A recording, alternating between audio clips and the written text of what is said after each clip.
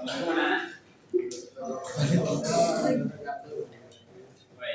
untuk pertemuan kali ini mungkin kalau waktunya nggak lama ya, karena di sini ada acara keluar kota. Jadi mungkin kita akan bahas yang spesial saja. Ini. Oke, sebelum itu Bapak mau absen dulu.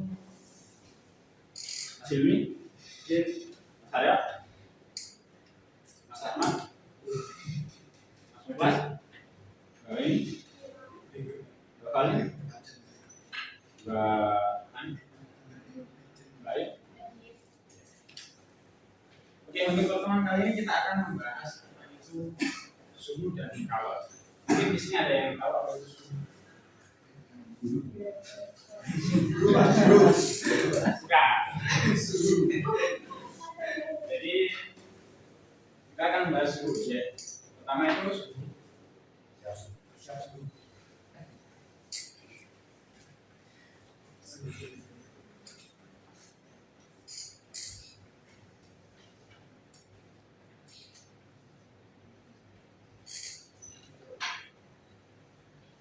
Suhu itu adalah suatu besaran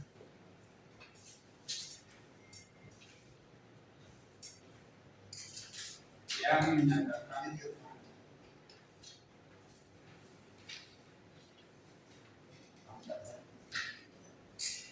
seberapa besar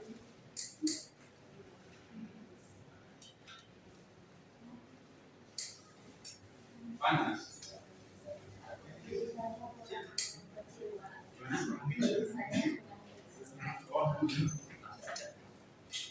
Jadi kayaknya ada videonya sih. Ini karena baru ya.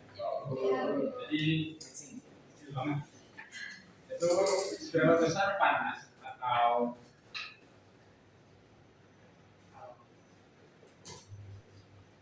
dingin suatu benda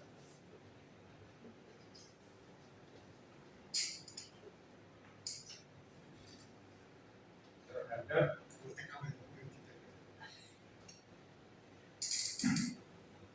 standar tertentu.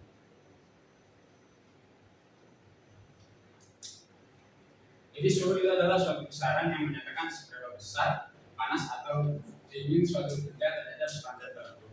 Jadi standar tertentu ini itu bisa dinamakan itu adalah skala suhu.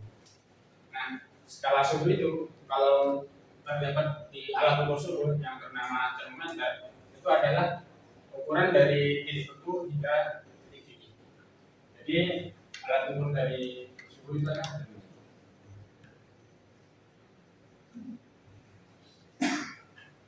di sini termometer itu terbagi menjadi 4 jenis, dari termometer Celcius, termometer Raymond, Fahrenheit, dan juga Kelvin.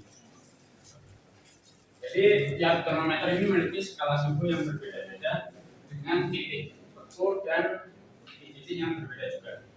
Untuk Celcius, titik bekunya itu adalah 0 derajat dan titiknya itu adalah 100 derajat. Untuk Raymond itu titik bekunya adalah 0 derajat dan titiknya itu adalah 80. Untuk Fahrenheit itu titik bekunya adalah 32 derajat. Terus titiknya itu adalah 212. Nah, untuk Kelvin ini adalah suatu ukuran yang mana itu adalah suhu mutlak. Jadi yang terkecil adalah yang biasa menjadi ukuran itu adalah 273 dan 370. Nah, di sini Kelvin tidak memakai derajat karena Kelvin itu memiliki suhu mutlak yang mana kalau termometernya seperti Celcius, Raymond, dan Fahrenheit itu ini terendahnya itu 0, tapi itu tidak terbatas. Nah, untuk Kelvin itu adalah 0 mutlak. Jadi tidak memakai satuan. Di setiap macam-macam termometer ini untuk mengkonversikan pada termometer satu dengan termometer yang lain itu memiliki sebuah perbandingan, yang mana perbandingan pada Celsius itu adalah dan real itu ada 4, target itu 9, dan ini ada 5. Kenapa? Nah, Kenapa itu bisa 5, 4, 9 sama 5? oh, jadi untuk mencari bagaimana perbandingannya, kita sederhanakan jumlah skalanya. Jadi karena dari titik terendah yang diukur itu adalah 0 derajat sampai 100, maka skalanya yang terukur itu adalah 100. Dan ini 80. Untuk ini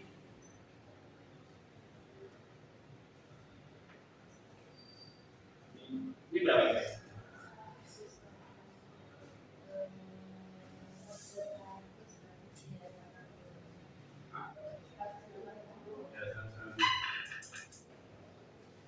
Terus yang ini itu 100. Jadi perbandingan yang dibuat ini adalah memudahkan kita mengkonversikan dari satuan dari termometer 1 dengan termometer yang lain. Sebagai contoh, misal kita sudah mengetahui suhu di Celcius itu adalah 80 derajat. Maka berapa yang kita harus? Di sini karena itu ada Fahrenheit itu ada skala yang berbeda sendiri dari yang lain.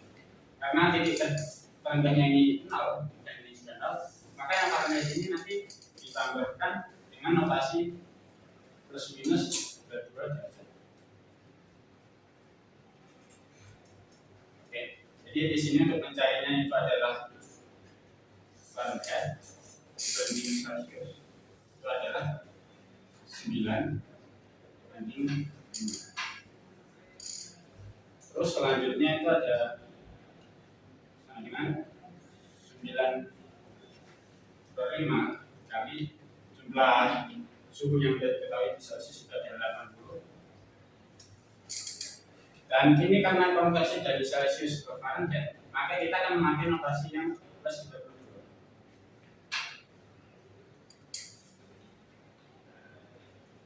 Nah, di sini itu 176 Fahrenheit.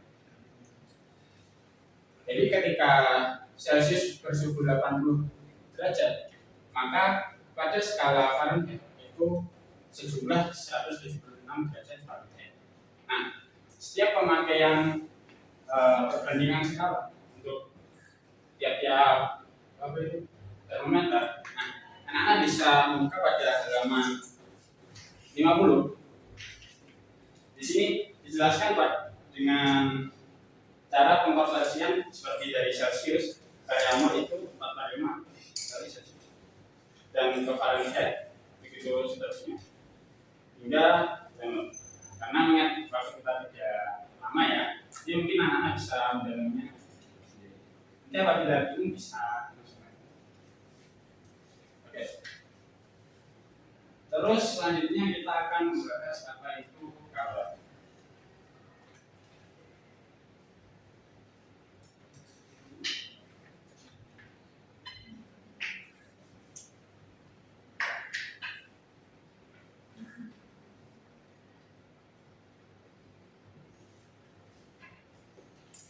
Di sini ada yang tahu apa itu kabel? Nah, ya panas. Jadi kalau itu adalah perpindahan energi panas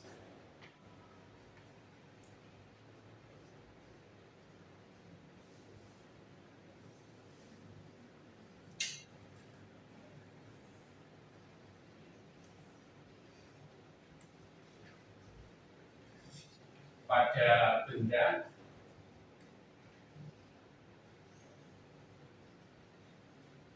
bersuhu tinggi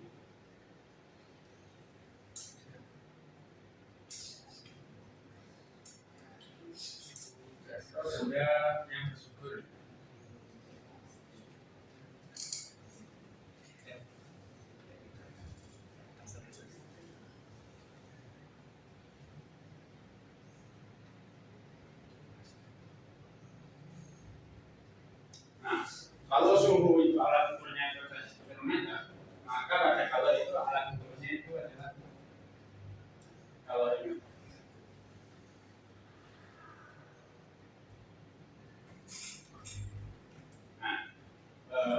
kalau itu terdapat dua istilah yang biasa kita dengar, itu ada konduktor dan isolator. Untuk konduktor sendiri itu adalah suatu benda yang dapat menghantarkan panas.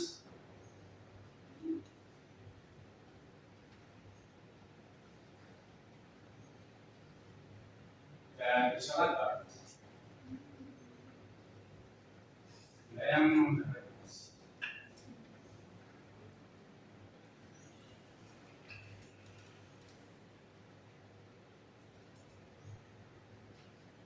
Di sini karena kalor itu adalah suatu perpindahan energi panas, maka kalor itu terdapat beberapa cara memindahkan suatu energi panas tersebut.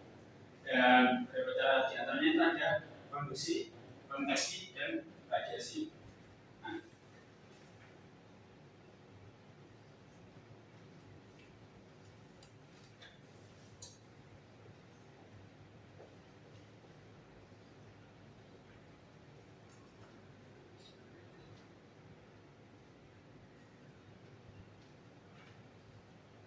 yang pertama itu adalah konduksi.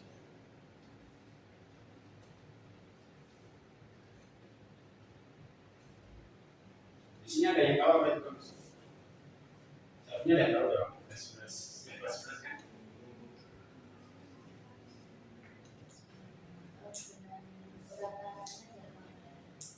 Ya, jadi konduksi itu perpindahan panas.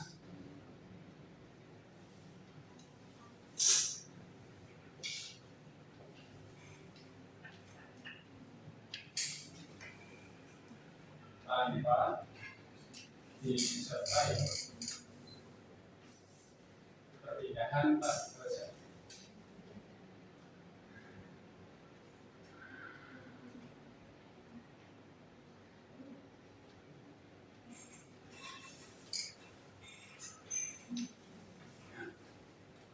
Selanjutnya itu ada konveksi.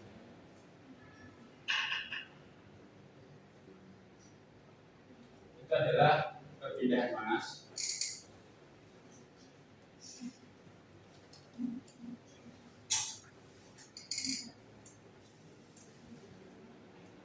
yang disertai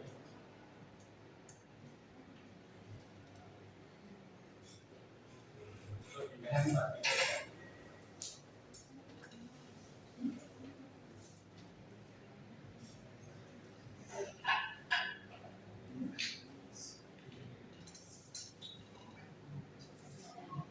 Nah, untuk radiasi ini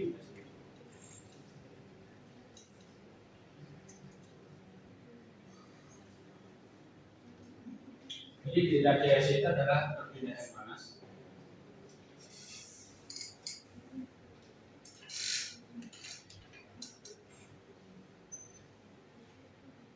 tanpa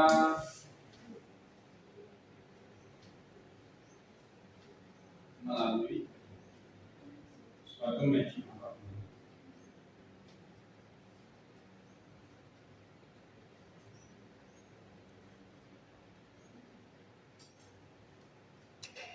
Nah, jadi untuk macam-macam perpindahan panas itu ada tiga, yaitu ada konduksi, konveksi, dan radiasi. Perpindahan panas konduksi itu adalah perpindahan panas tanpa disertai perpindahan partikel zatnya. Jadi ini biasa terjadi di benda padat seperti logam yang dipanaskan, yang mana ujung dari logam lain itu ujung dari logam tersebut itu akan mengalami panas. Yang kedua itu ada konveksi. Konveksi itu perpindahan panas yang disertai perpindahan partikel zatnya. Jadi kalau ini seperti kita saat memasak air. Saat memasak air, maka ketika panas air yang di bawahnya, maka air yang panas akan berpindah ke atas dan air yang dingin akan berpindah ke bawah. Untuk radiasi ini perpindahan panas tanpa melalui suatu medium apapun. Untuk contoh gampangnya itu seperti kita terkena sinar matahari. Karena sinar matahari itu dapat langsung dirasakan panasnya oleh kita. Terus selanjutnya itu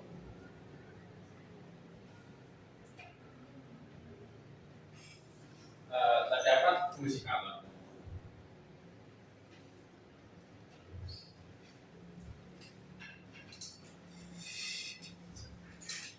Di fungsi kalor ini, kalor memiliki fungsi yaitu menaikkan dan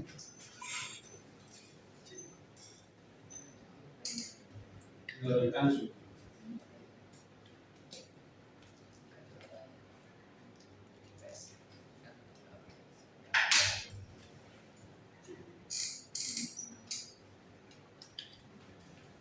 Jadi menaikkan dan menurunkan suhu itu ada dua ya. Yang pertama itu suatu benda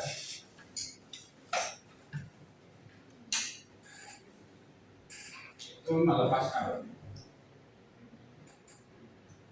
Yang pertama itu menerima kalor.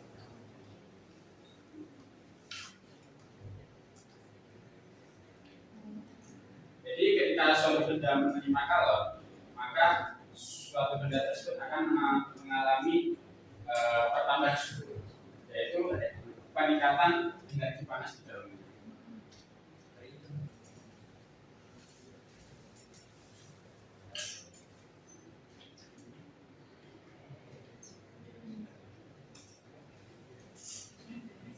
Yang kedua itu suatu benda itu melepas kalor.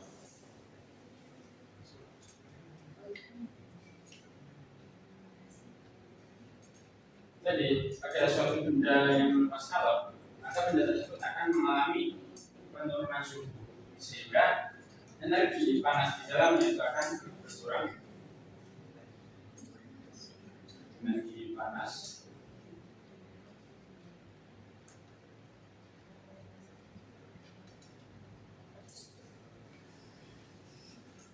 berkurang. Terus yang kedua itu fungsi kalor, yaitu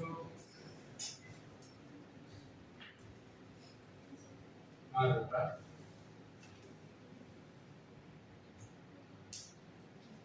suatu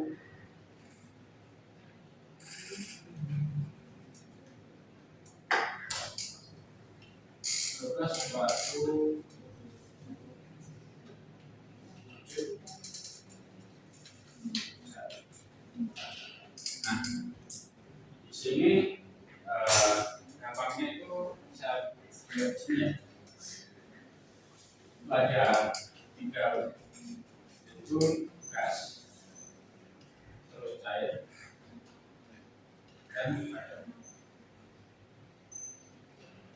Nah,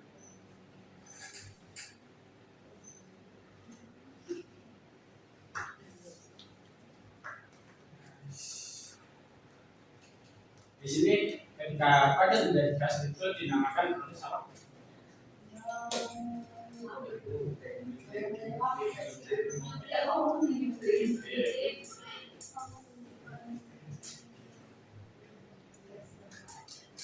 Ketika gas ke cair, maka Membun. ya, membun.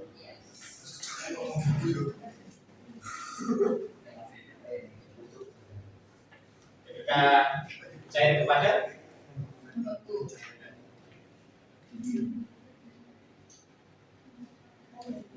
nah di sini begitu juga sebaliknya, ketika padat ke cair, cair ke gas itu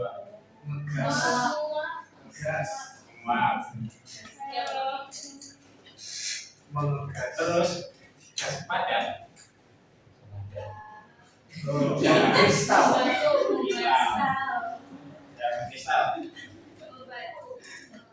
Membantu paling mudah kristal. Jadi fungsi kalor itu ada yang pertama itu menaikkan dan menurunkan suhu. Jadi ketika suatu benda menerima kalor, maka benda tersebut mengalami kenaikan suhu, sehingga energi panas di dalam benda tersebut bertambah. Dan yang kedua itu adalah suatu benda melepas kalor. Jadi ketika benda melepas kalor, maka terjadi penurunan suhu, sehingga energi panas yang terkandung dalam udara tersebut itu berkurang. Nah, yang kedua itu fungsi kalor itu merubah suatu wujud zat seperti padat, cair, dan gas. Mana ketika padat menjadi gas itu adalah suatu proses mengembung, dan gas ke cair itu adalah proses mengembun, dan cair ke padat itu adalah membeku. Begitu juga sebaliknya, ketika padat menjadi cair itu adalah mencair, dan cair menjadi gas itu adalah menguap, dan gas menjadi padat itu adalah proses mengkristal. Istirahat. Sudah waktunya sudah. Pulang Pak. Karena waktunya agak ya padahal sudah bapak singkat nih. Singkat ya. Mungkin pertemuan depan kita akan membahas itu yang namanya asesmen. Jadi ketika kalau tepat dengan kalornya Ini bertanya Pak. Oke Pak, Nanti Pak suspek. gimana? Kenapa namanya asas spek? Oke, kita bacain bentar. Oke, kita bahas dulu. Kita bahasnya di minggu depan aja. Kalau sekarang pikiran kita udah penuh dengan yang namanya suku kristal. Belum Oh gitu. Ya. Udahlah, sebagai penutup hari ini Bapak tutup. Assalamualaikum warahmatullahi wabarakatuh. Waalaikumsalam warahmatullahi wabarakatuh.